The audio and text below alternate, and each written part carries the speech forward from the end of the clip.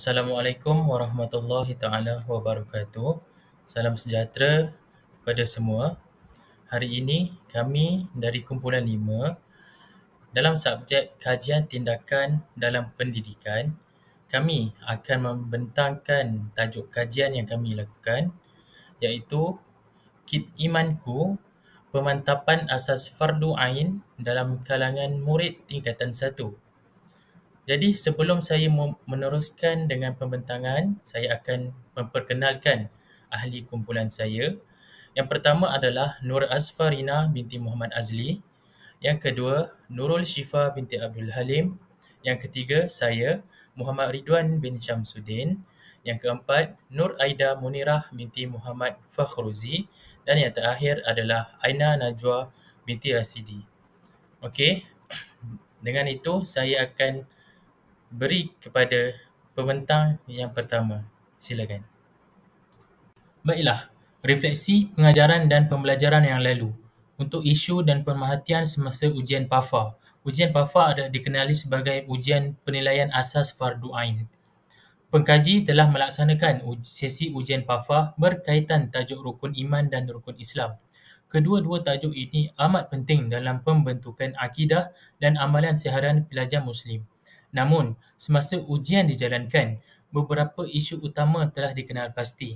Yang pertama adalah murid keliru mengenai bilangan, susunan dan maksud setiap rukun. Yang kedua, terdapat murid yang hanya menghafal tanpa memahami atau tidak dapat memberikan contoh berkaitan dengan rukun-rukun yang telah diberikan. Yang ketiga, pengkaji mendapati minat murid sangat rendah terhadap pengajaran berkaitan PAFA ini, terutamanya apabila kaedah pengajaran terlalu berpusatkan guru. Guru hanya menggunakan kaedah pembelajaran satu hala. Dan yang terakhir, sesi pembelajaran kurang aktiviti yang interaktif dan menyeronokkan. Hal ini berkait rapat dengan poin nombor 3 tadi, iaitu minat murid yang rendah kerana tiada aktiviti yang sangat interaktif untuk pelajar berasa aktif ketika dalam kelas dan sesi PDPC. Baiklah, untuk refleksi pengajaran dan pembelajaran yang lalu berkaitan dengan inisiatif pengkaji dan harapan. Menyedari kepentingan tajuk ini dan kelemahan dalam penguasaan murid, pengkaji merancang pendekatan pengajaran yang lebih interaktif dan berpusatkan murid. Yang pertama adalah penggunaan permainan pendidikan yang menarik. Apabila adanya permainan pendidikan atau aktiviti-aktiviti yang menarik, pelajar akan lebih aktif dalam kelas dan akan merangsang minat mereka untuk lebih belajar. Dan yang kedua adalah penerapan teknik penyampaian kreatif untuk bantu kefahaman. Guru perlu menggunakan kreativiti untuk menyampaikan apa ilmu yang disampaikan agar murid lebih faham dan menarik minat mereka untuk mengetahui apa yang selanjutnya dan apa yang selanjutnya. Hal ini akan memudahkan kefahaman mereka, contoh menggunakan visual ataupun audio. Yang ketiga adalah fokus kepada penghayatan, bukan sekadar hafalan. Guru juga perlu mempraktikkan perkara-perkara tersebut dalam seharian pelajar. Contoh, apabila ada penghayatan dalam solat, guru perlu mengawasi dan mengawasi murid untuk mengamalkan apa yang mereka lakukan seperti solat. Perlu lakukan di rumah dan sepanjang hari. Kerana apabila aktiviti ini dilakukan setiap hari, mereka akan lebih faham dan mereka akan ingat apa yang akan mereka lakukan. Melalui pendekatan ini, murid bukan sahaja dapat mengingati rukun-rukun iman, rukun-rukun Islam, malah memahami serta menghayati kepentingannya dalam kehidupan seharian sebagai seorang Muslim. Baiklah, seterusnya untuk bab kedua iaitu fokus kajian. Fokus kajian ini adalah untuk mengkaji tahap penghayatan ilmu pendidikan Islam bagi pelajar tingkatan 1 sekolah menengah kebangsaan Pasir Besar, terutamanya pada bahagian rukun Islam dan rukun iman. Dalam kajian ini juga kami memberi perhatian penuh kepada pelajar yang lemah dalam penguasaan ilmu asas agama. Fokus kajian kami yang kedua iaitu memfokuskan sejauh mana tahap keberkesanan Kit Imanku dalam membantu guru menyampai isi kandungan pendidikan Islam seperti rukun Islam dan rukun iman. Akhir sekali, untuk fokus kajian yang ketiga iaitu mengkaji bagaimana perubahan tahap minat pelajar dalam pelibatan pelajar untuk menyertai segala aktiviti yang dilaksanakan oleh guru dalam Kit Imanku ini. Baiklah, pada bab yang ketiga iaitu objektif kajian, kami telah menetapkan untuk menilai tahap penghayatan ilmu pendidikan Islam bagi pelajar tingkatan 1 terutamanya bahagian rukun Islam dan rukun iman. Objektif kajian yang kedua adalah untuk menilai keberkesanan keimanku dalam membantu pengajaran dan pembelajaran nilai murni. Dan akhir sekali, objektif kami adalah untuk menganalisis tahap penglibatan murid secara aktif dalam pembelajaran pendidikan Islam melalui bahan bantu mengajar yang inovatif seperti kit imanku. Dan pada bahagian keempat iaitu sasaran kajian yang telah kami pilih ialah pelajar tingkatan 1 di Sekolah Menengah Kebangsaan Pasir Besar Gemas Negeri Sembilan. Kumpulan sasaran yang kami pilih adalah pelajar yang mempelajari subjek mata pelajaran pendidikan Islam dan dipilih berdasarkan keperluan untuk meningkatkan ilmu agama Islam dalam kalangan pelajar melalui kit imanku yang telah kami laksanakan. Baiklah, untuk tinjauan awal, tujuan dan kaedah tinjauan. Kajian ini dijalankan ke atas 60 orang murid tingkatan 1 di sebuah sekolah menengah kerajaan. Tinjauan awal ini bertujuan untuk mengenal pasti tahap pengetahuan, pemahaman dan penghayatan murid terhadap rukun iman dan rukun Islam. Yang kedua adalah maklumat dikumpul menggunakan soal selidik atas talian iaitu menggunakan kaedah Google Form. Dan yang ketiga, soal selidik dipilih kerana cekap dari segi masa dan mudah dicapai oleh murid. Dapatan daripada tinjauan ini menjadi asas penting untuk merancang aktiviti intervensi yang sesuai. Okey, dalam tinjauan awal, instrumen dan tata cara pengumpulan data. Contohnya, instrumen kajian. Soal selidik Google Form yang mengandungi soalan objektif, subjektif dan aneka pilihan telah dibangunkan oleh pengkaji. Hal ini kerana Google Form sangat senang diakses dan mengambil masa yang singkat untuk pelajar jawab. Dan kedua, tata cara kutipan. Murid menjawab secara individu dalam beberapa minit sahaja.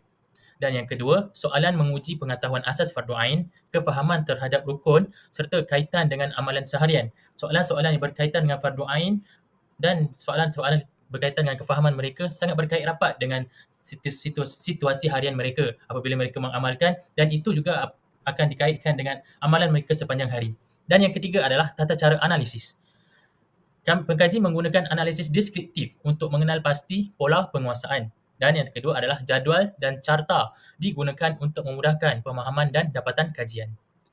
Awal, dapatan soal selidik dibentangkan untuk dianalisis dan dibincangkan. Yang pertama ini adalah dapatan soal selidik daripada ringkasan soalan dan keputusan jawapan pelajar. Yang pertama, kita tengok tahu bilangan rukun Islam. Keputusannya adalah 83% pelajar menjawab dengan betul. Hal ini menunjukkan lebih daripada separuh pelajar memahami dan mengetahui bilangan rukun Islam, dan selebihnya adalah pelajar yang tidak tahu bilangan rukun Islam berapa ataupun salah. Dan yang kedua, dapat menyusun rukun iman dengan betul sebanyak 66%. Kita boleh lihat lebih lagi daripada 50% pelajar, iaitu lebih daripada separuh pelajar mengetahui dan tahu macam mana untuk menyusun rukun iman dengan betul. Dan yang ketiga, faham maksud beriman kepada malaikat, menunjukkan 70% pelajar yang memahami macam mana ataupun maksud beriman kepada malaikat. Ini juga menunjukkan lebih daripada 50% pelajar yang memahami dan faham maksud beriman kepada malaikat. Dan yang keempat, tahu malaikat Ridwan. Yang ini bermaksud tahu tugas malaikat Ridwan. Dan sebanyak 60% pelajar yang mengetahui tugas malaikat Ridwan. Lebih separuh. Namun, hanya 40% pelajar yang tidak tahu apa itu tugas malaikat Ridwan. Dan yang terakhir adalah suka pembelajaran interaktif ataupun bermain. Sebanyak 86% pelajar yang menyukai pembelajaran yang interaktif dan ataupun bermain. Hal ini kerana mereka akan lebih cepat fokus dan lebih faham apabila permainan diadakan, permainan interaktif dilakukan dalam kelas untuk menarik minat mereka. Kalau hanya satu hala sahaja pembelajaran dilakukan, akan menyebabkan mereka ataupun pelajar cepat bosan. Kesimpulan daripada dapatan ini, dapat kita lihat ramai murid tahu bilangan rukun iman atau rukun Islam tetapi kurang memahami maksud ataupun konteks yang sebenar. Okey, baiklah. Untuk tinjauan awal seterusnya, dapatan soal selidik yang berkaitan dengan kefahaman murid. Contoh kefahaman ataupun kelemahan yang dikenal pasti. Soalan pertama adalah soalan berkaitan dengan zakat. Hanya 15% sahaja pelajar yang jawab dengan betul. Selebihnya 85% pelajar jawab dengan salah. Hal ini kerana apabila kita dah masuk daripada perkara asas dan kita masuk kepada perkara yang lebih teliti, mereka sudah tidak faham ataupun tidak tahu konteks yang sebenar. Dan yang kedua, soalan yang kedua adalah soalan berkaitan dengan rukun solat pertama. Hanya 38% pelajar sahaja yang tahu rukun solat pertama. Hal ini menunjukkan mereka tidak mengamalkan solat yang betul di rumah ataupun mereka hanya mengamalkan solat-solat di sekolah sahaja. Dan yang ketiga, tugas malaikat Mikail. Hanya 41% sahaja pelajar yang betul. Ini adalah kurang daripada separuh pelajar yang faham ataupun yang tahu apa itu tugas malaikat Mikail. Hal ini apabila kita sebut berkaitan dengan malaikat, kita boleh tahu, pelajar tahu nama-nama malaikat. Tapi apabila kita bertanya dengan mereka tentang tugas, mereka sudah tidak tahu. Maksudnya mereka tidak faham. Mereka tidak mengamalkan dan tidak memahami apa itu tugas-tugas malaikat. Dan mereka hanya mengetahui nama sahaja. Dan yang terakhir adalah kekeliruan terhadap qada dan qadar dan nama malaikat. Baiklah, untuk rumusan daripada tinjauan awal dapatan soal sidik kefahaman murid ini, saya boleh dapati bahawa murid lebih ingat fakta asas, namun tetapi lemah dalam memahami aspek akidah dan ibadah secara khusus ataupun mendalam. Baiklah, dalam tinjauan awal juga, terdapat tindakan susulan dan fokus intervensi yang diutarakan oleh pengkaji. Yang pertama adalah berdasarkan dapatan. Seramai 40 murid dikenal pasti sebagai peserta intervensi. 40 murid ini diambil secara rawak dengan melihat daripada keputusan-keputusan soal selidik yang mereka jawab. Dan yang kedua adalah fokus intervensi. Perlu meningkatkan pemahaman dan penghayatan dalam intervensi tersebut. Dan yang kedua adalah menggunakan kaedah interaktif, kreatif dan menyeronokkan agar pelajar lebih faham dan lebih minat untuk faham apa itu konteks PAFA lebih mendalam. Dan yang terakhir adalah bina minat dan penglibatan murid dalam pembelajaran PAFA. Hal ini kerana apabila mereka minat dan banyak melibatkan diri dalam pembelajaran PAFA, mereka akan lebih mudah untuk menguasai perkara asas fardu ain yang menjadi titik permulaan sebagai seorang Muslim. Baiklah, seterusnya saya akan menerangkan cadangan intervensi kit imanku bagi aktiviti escape table. Bagi konsep permainan escape table ini, ia berbentuk aktiviti kolaboratif yang menggalakkan pemikiran konstruktivisme murid berlaku bagi meningkatkan kefahaman asas fardu ain selari dengan objektif kajian ini. Bagi format permainan escape table ini, terdapat 8 orang murid dalam satu kumpulan dan terdapat 5 stesen yang perlu dilalui oleh setiap kumpulan. Dan setiap stesen mempunyai soalan bertema dengan kepelbagaian soalan berasaskan asas fardu ain. Bagi objektif escape table, ia dapat meningkatkan kefahaman dalam asas fardu ain dalam diri murid selain menerapkan nilai murni seperti sikap bekerjasama dan sikap kepimpinan. Ia juga dapat menarik minat murid dalam mempelajari ilmu asas fardu ain dengan pembelajaran interaktif. Baiklah, seterusnya saya akan menerangkan tentang cara permainan escape table ini dijalankan. Terdapat 5 stesen bagi permainan escape table ini, di mana setiap stesen mempunyai kepelbagaian soalan dan aktiviti yang harus dilalui oleh murid. Bagi stesen yang pertama merupakan stesen akidah, di mana murid perlu menjawab soalan yang berkaitan dengan akidah sebagai contoh seperti rukun iman, rukun Islam, nama dan juga tugas malaikat. Setelah murid berjaya melepasi stesen yang pertama, murid perlu melalui stesen seterusnya, iaitu stesen solat, di mana murid perlu menjawab tentang waktu solat, niat solat dan syarat sah solat. Bagi stesen yang ketiga merupakan stesen wuduk, di mana murid diberi soalan berbentuk gambar dan murid perlu meneka kesalahan gambar orang yang berwuduk. Bagi stesen yang keempat dipanggil stesen puasa, di mana murid diberi soalan berbentuk situasi dan berkaitan dengan puasa, serta murid perlu menjawab soalan berkaitan dengan puasa. Bagi stesen yang terakhir merupakan stesen haji dan zakat, di mana murid perlu menjawab soalan berkaitan dengan syarat sah ibadah haji dan jenis-jenis zakat. Baiklah, seterusnya saya akan bentangkan permainan kedua dalam intervensi kit imanku, iaitu Piece the Puzzle Hero, di mana satu aktiviti pembelajaran berasaskan permainan dan juga kolaboratif. Permainan ini dijalankan secara berkumpulan, di mana setiap kumpulan terdiri daripada 8 orang murid dan mereka akan melalui 4 pusingan bertema. Dalam setiap pusingan, mereka akan diberikan kad bergambar dan juga bertulis yang perlu disusun dan ditampal mengikut urutan atau kategori yang betul. Aktiviti ini menggalakkan kerjasama, komunikasi dan juga pemikiran kritis antara murid. Baiklah, saya teruskan dengan pusingan permainan, di mana pusingan pertama iaitu rukun wuduk. Setiap kumpulan diberikan kad bergambar anggota badan seperti membasuh muka, tangan dan sebagainya. Murid perlu susun dan tampal mengikut urutan wuduk yang betul. Bagi pusingan kedua iaitu bertajuk rukun iman dan Islam, murid diberikan kad rukun secara rawak dan perlu klasifikasikan dan susun kad tersebut dalam 2 kategori yang berasingan. Satu untuk rukun iman dan satu lagi untuk rukun Islam.